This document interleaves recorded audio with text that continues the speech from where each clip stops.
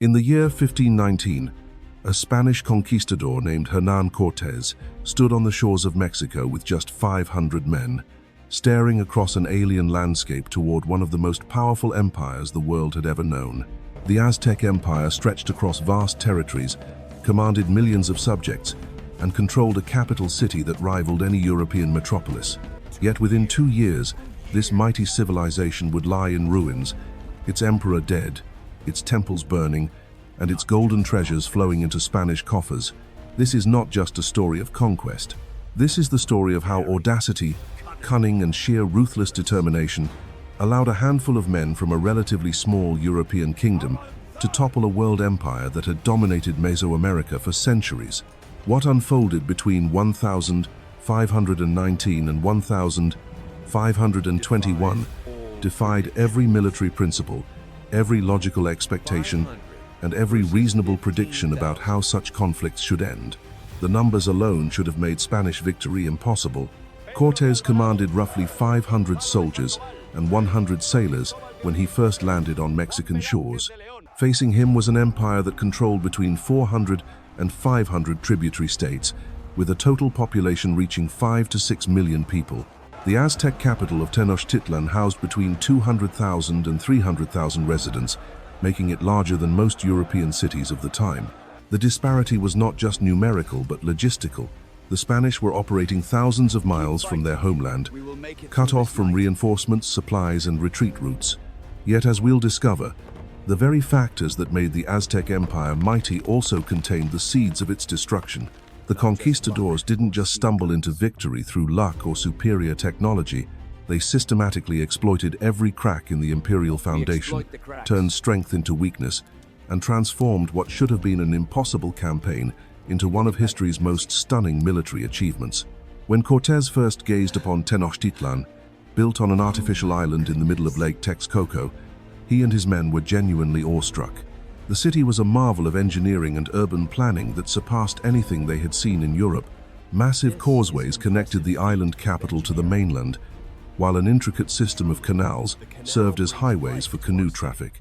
Towering pyramids dominated the skyline, and the great temple complex at the city's heart rose like a mountain of carved stone toward the heavens. But Cortes was not a man easily intimidated by spectacle. Born into minor Spanish nobility, he had come to the New World seeking fortune and glory. What he found in Mexico was an opportunity that would either make him one of the wealthiest men in the world or get him killed in spectacular fashion. There was no middle ground. The political landscape that Cortes encountered was far more complex than a simple empire versus invader scenario. The Aztec Empire, ruled by the Tlatoani Moctezuma II at its peak, was a hegemonic system built on tribute, fear, and religious authority rather than direct administrative control. Hundreds of city-states across central Mexico paid tribute to Tenochtitlan, but many did so reluctantly, harboring deep resentments against their Aztec overlords. This system of tributary states created inherent instability. Local rulers maintained their positions, but were required to provide regular payments of goods, warriors, and captives for sacrifice. The Aztecs deliberately kept their subjects divided, playing rival groups against each other to prevent unified resistance. What they didn't anticipate was how this strategy could be turned against them by a sufficiently ruthless and intelligent enemy. Cortes understood this weakness almost immediately. Unlike many conquistadors who saw only gold and plunder, he recognized that the empire's political structure could be weaponized. If he could convince enough tributary states to rebel simultaneously, the numerical advantage would shift dramatically in his favor. But first, he needed to demonstrate that the Aztecs could be defeated. The key to everything lay in the city-state of Tlaxcala, located in the mountains east of the Valley of Mexico. The Tlaxcalans had maintained their independence against Aztec expansion for decades, fighting a series of ritual wars called flower wars that never resulted in complete conquest, but kept both sides in a state of perpetual conflict. These wars served Aztec purposes by providing a steady stream of captives for religious sacrifice, while allowing the empire to claim they could conquer Tlaxcala whenever they chose. But the reality was more complex. The Tlaxcalans were fierce warriors who had developed tactics specifically designed to counter Aztec military advantages. They understood Aztec weaknesses better than anyone, having fought them for generations. More importantly, they possessed something the Spanish desperately needed: legitimacy as enemies of the Aztec Empire and detailed knowledge of how to exploit Aztec military and political vulnerabilities. When Cortes first encountered Tlaxcalan forces, the initial meetings were hostile. The Tlaxcalans saw the Spanish as potential allies of their Aztec enemies and attacked accordingly. But Cortes recognized the strategic opportunity these fierce warriors represented.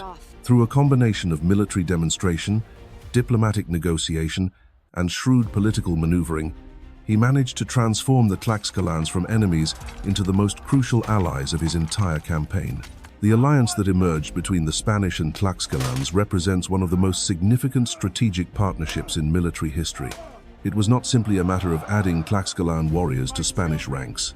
The Tlaxcalans provided intelligence about Aztec military tactics, knowledge of local geography, understanding of political relationships between different city-states, and most critically, legitimacy for what would otherwise appear to be a foreign invasion. With Tlaxcalan guides leading the way, Cortes began his march toward Tenochtitlan. But he was not simply moving an army across hostile territory. He was building a coalition, collecting allies from every tributary state that harbored resentment against Aztec rule. City after city joined the growing rebellion, seeing in the Spanish-Tlaxcalan alliance an opportunity to break free from Aztec domination.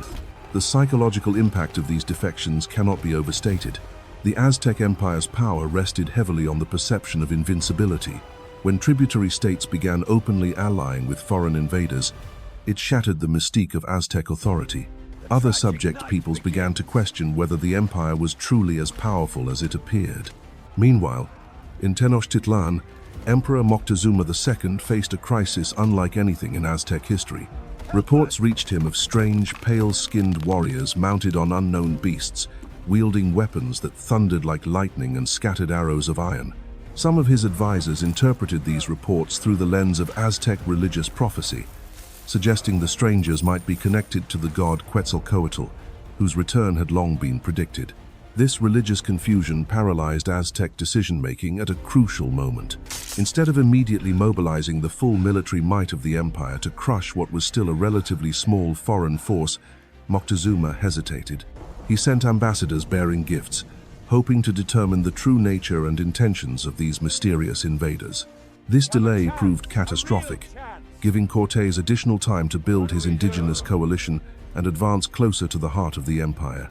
But the Spanish faced their own challenges. Every mile deeper into Aztec territory took them further from any possibility of retreat. Their weapons, while psychologically impressive, were not unlimited. Gunpowder was precious and irreplaceable. Horses, though terrifying to indigenous warriors who had never seen such creatures, were vulnerable to the obsidian-edged weapons favored by Mesoamerican fighters. Most critically, the Spanish were entirely dependent on their indigenous allies for food, shelter, and intelligence. If the coalition collapsed, Cortes and his men would find themselves trapped in the heart of a hostile empire with no hope of survival. The conquistador had gambled everything on his ability to maintain and expand this unlikely alliance between European invaders and indigenous rebels. As the combined Spanish indigenous army approached the Valley of Mexico, both sides prepared for a confrontation that would determine the fate of an entire civilization. The Aztecs still possessed overwhelming numerical superiority and controlled the most defensible capital city in the Americas. The Spanish coalition had momentum, indigenous knowledge, and weapons that could break traditional battle formations. What neither side fully understood was that the outcome would be determined not just by military prowess, but by factors beyond any commander's control. The march toward Tenochtitlan became a rolling demonstration of Spanish tactical brilliance and indigenous political awakening. Each tributary state that joined the rebellion brought not just warriors but crucial intelligence about Aztec military deployments, supply routes, and defensive preparations. The coalition swelled from hundreds to thousands, then tens of thousands, as word spread that the supposedly invincible empire could be challenged. Cortes understood that perception was as important as reality in this campaign. He deliberately staged dramatic displays of Spanish military technology whenever possible. The thunderous roar of cannons echoing across valleys, The sight of armored cavalry charging through indigenous formations, the precision of crossbow volleys cutting down enemy warriors at impossible distances. These demonstrations served multiple purposes beyond their immediate tactical effect.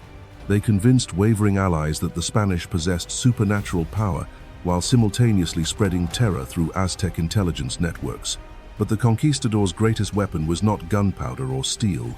It was his ability to read the political landscape and exploit every fracture in the imperial system.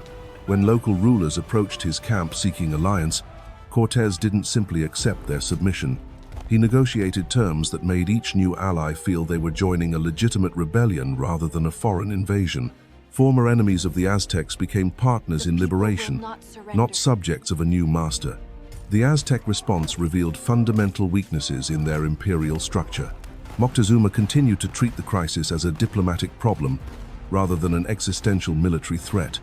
He sent increasingly elaborate gifts to the approaching Spanish army, including golden artifacts that only reinforced European determination to reach the source of such wealth. Each gesture of attempted appeasement was interpreted by the conquistadors as evidence of weakness and by tributary states as proof that Aztec power was hollow. The emperor's religious advisors complicated matters further by insisting that proper rituals and ceremonies must be observed before taking decisive action.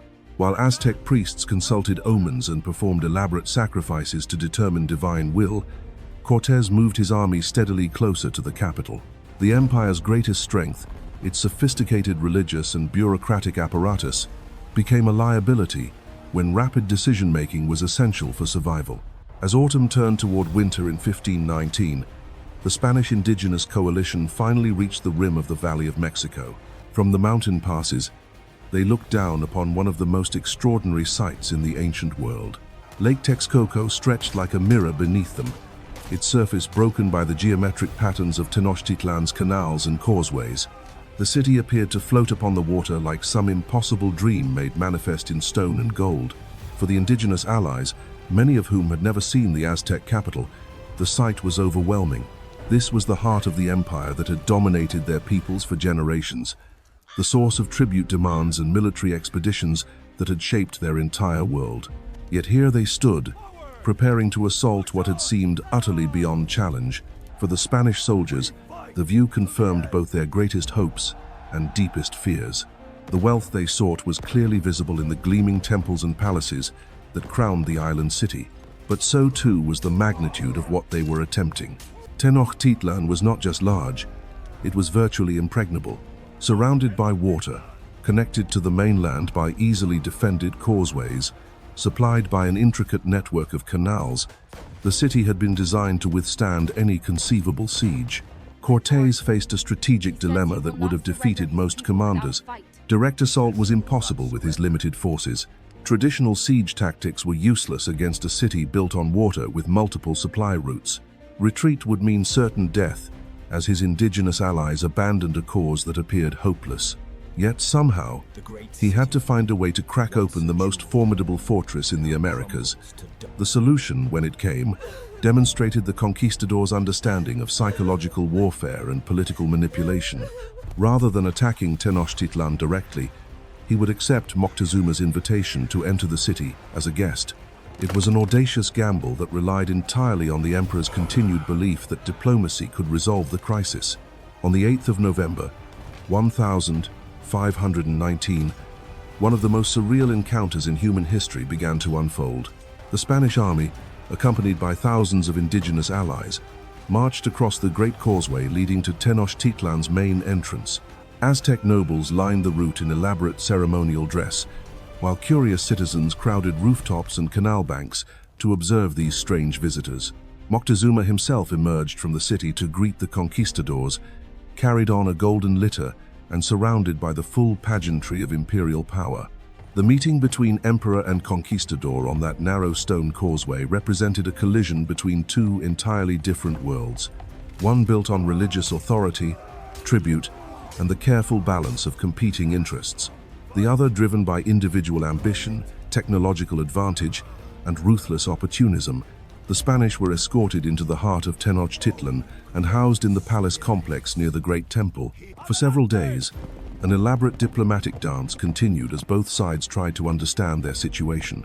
Moctezuma showed his guests the wonders of his capital, the floating gardens that fed the city, the magnificent temples dedicated to Aztec gods, the markets where goods from across Mesoamerica were traded.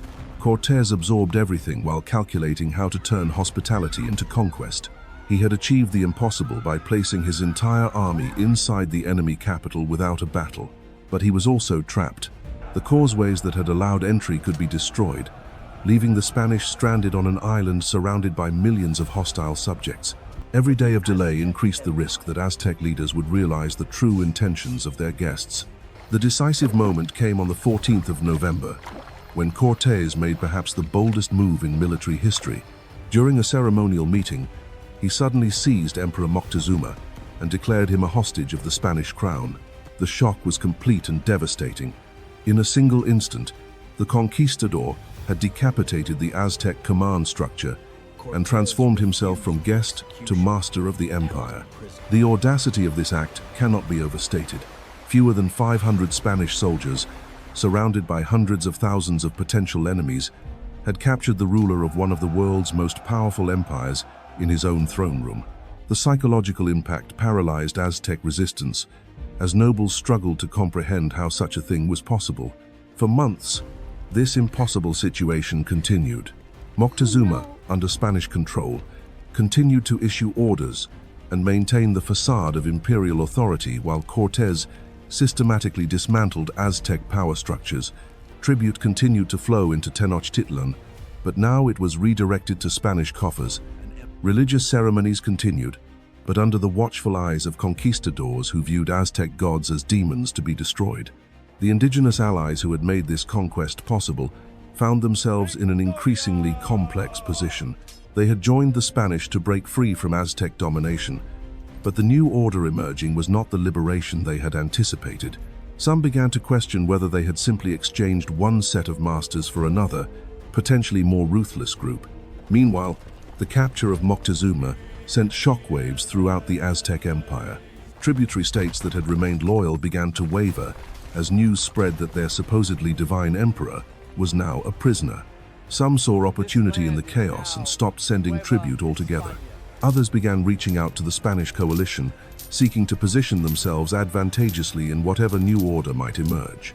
But the Spanish position, while spectacular in its boldness, remained fundamentally precarious. They were a tiny minority holding power through psychological dominance and indigenous alliances that could collapse at any moment. The real test of their conquest was yet to come, as forces beyond their control began to reshape the conflict in ways no one could have predicted. The fragile balance that had allowed Spanish control of Tenochtitlan through Moctezuma's captivity was about to shatter in the most unexpected way. While Cortes had been focused on political maneuvering and military positioning, an invisible enemy was already moving through the Aztec capital, one that would prove far more devastating than any European weapon. In the crowded neighborhoods surrounding the great temple complex, people began falling ill with symptoms unlike anything Aztec healers had ever encountered. High fevers, painful rashes, and agonizing pustules that covered victims from head to toe. This was smallpox, a disease that had plagued European populations for centuries, but was completely unknown in the Americas. The Spanish soldiers carried immunity developed over generations of exposure, but for the indigenous population, it was a death sentence written in their very blood. The epidemic spread with terrifying speed through Tenochtitlan's dense urban landscape. In a city where families lived in close quarters and daily life revolved around crowded markets and communal ceremonies, the disease found perfect conditions for transmission. Within weeks, entire neighborhoods were decimated. Bodies piled in the streets faster than survivors could remove them. The sophisticated urban infrastructure that made Tenochtitlan a marvel of engineering became a tomb for hundreds of thousands of its inhabitants. For the Spanish, watching from their palace compound, the epidemic was both horrifying and strategically advantageous. They recognized divine providence in a plague that struck down their enemies while leaving them largely untouched. Spanish chroniclers would later write with cold calculation about how God himself seemed to be fighting their battles for them. The disease accomplished what their small army never could have achieved through military action alone. But the plague's impact went far beyond simple mortality statistics. The death of so many people disrupted every aspect of Aztec society. Priests who understood the complex religious calendar died before they could pass their knowledge to successors.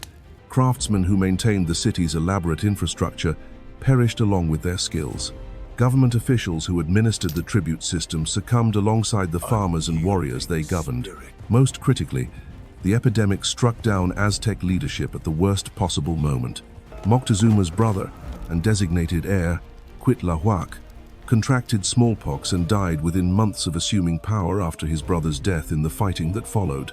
The empire found itself leaderless precisely when strong direction was most desperately needed.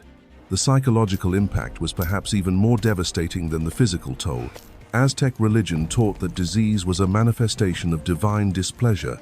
When the plague struck indigenous people while sparing their Spanish captors, it suggested to many that the old gods had either abandoned their people or were powerless against these foreign invaders. Religious certainty, the foundation of Aztec imperial authority, crumbled as rapidly as the bodies accumulated in the streets.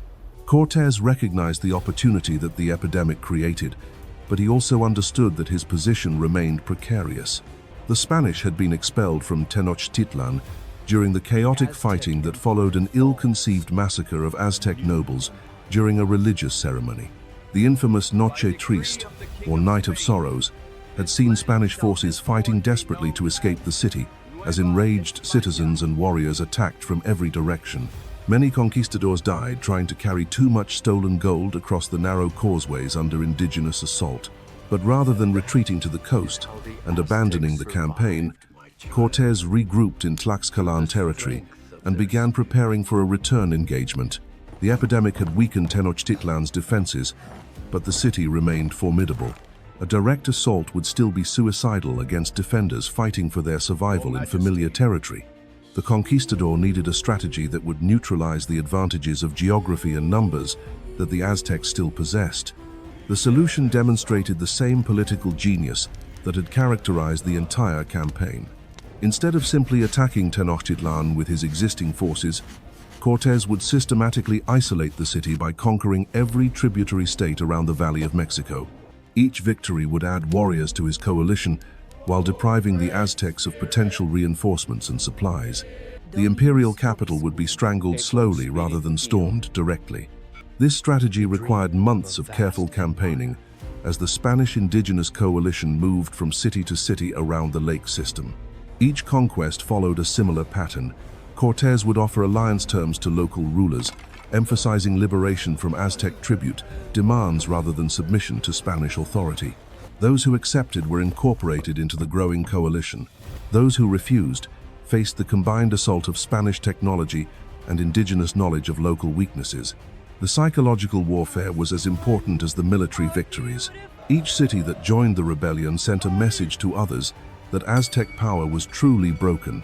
The empire's tributary system, built on fear and religious authority, collapsed as former subjects realized their masters could no longer protect or punish them. What had been unthinkable just months earlier became inevitable as the rebellion gained momentum. By the spring of 1521, Tenochtitlan stood isolated in the center of Lake Texcoco, surrounded by former allies who had joined the Spanish coalition. The great causeways that connected the island city to the mainland were controlled by enemies. The canoe traffic that had once brought tribute and supplies from across the empire now carried warriors preparing for siege rather than merchants bearing goods for trade. Inside the city, conditions were desperate beyond description. The epidemic had killed perhaps half the population, leaving survivors to manage infrastructure designed for twice their number, with resources depleted by months of isolation. Food became increasingly scarce as the siege tightened. Clean water, always a challenge in a city built on a saltwater lake, became critically short when Spanish forces gained control of the aqueducts that brought fresh water from the mainland. Yet the defenders, led by the young Emperor Cuauhtemoc, who had succeeded the plague-killed Cuauhtemoc, refused to surrender. They understood that capitulation would mean not just political defeat, but cultural annihilation. The Spanish had made clear their intention to destroy Aztec religion, tear down the great temples, and remake the city according to European patterns. For the defenders, this was not just a war for political control, but a struggle for the survival of their entire way of life. The siege that began in earnest during the summer of 1521 became one of the most brutal urban conflicts in human history. Spanish engineers, working with indigenous laborers, constructed a fleet of small boats that could navigate the shallow waters of the lake system. These vessels, equipped with cannons, systematically destroyed the canoe traffic that had allowed some supplies to reach the city. They also provided platforms for assault troops to attack different sections of the city simultaneously, preventing defenders from concentrating their forces. The fighting was house to house, canal by canal, temple by temple.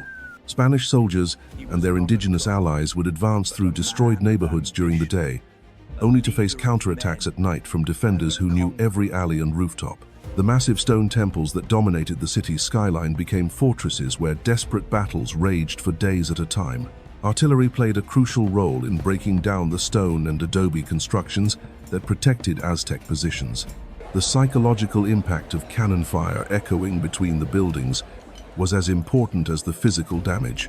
For defenders already weakened by disease and starvation, the constant thunder of European weapons reinforced the sense that they were fighting against supernatural forces. But the Spanish coalition paid a heavy price for every advance. Indigenous allies died in vast numbers as they bore the brunt of close-quarters combat in unfamiliar urban terrain. Spanish casualties, while proportionally smaller, were irreplaceable so far from Europe. Cortes himself was nearly killed several times during the fighting, saved only by the quick action of indigenous bodyguards who had thrown their lot in with the conquistadors. The end, when it came, was as dramatic as everything that had preceded it. On the 13th of August, 1521, after 93 days of siege, Emperor Cuauhtemoc was captured while attempting to escape the city in a canoe. With their last leader in Spanish hands, Aztec resistance finally collapsed. The great temples were pulled down, the palaces looted, and the survivors marched away as slaves or scattered to remote villages where Spanish authority had not yet reached. The city that had once been called the Venice of the New World lay in ruins. Where magnificent pyramids had reached toward the sky, Spanish workers began constructing a European-style cathedral. The canals were filled in to create streets suitable for horses and wheeled vehicles. The very lake system that had made Tenochtitlan possible was gradually drained to provide agricultural land for Spanish colonists. In less than 3 years, one of the world's most sophisticated urban civilizations had been completely destroyed by a force that numbered in the hundreds rather than thousands. The Aztec Empire, which had dominated Mesoamerica for over a century, became a memory preserved only in Spanish chronicles and indigenous oral traditions that spoke of the time before the world changed forever. The fall of Tenochtitlan stands as perhaps the most extraordinary military achievement in human history. What began with 500 Spanish soldiers facing a million-strong empire ended with the complete destruction of a civilization that had dominated the Americas for generations. Yet this was never truly a story of European superiority over indigenous peoples.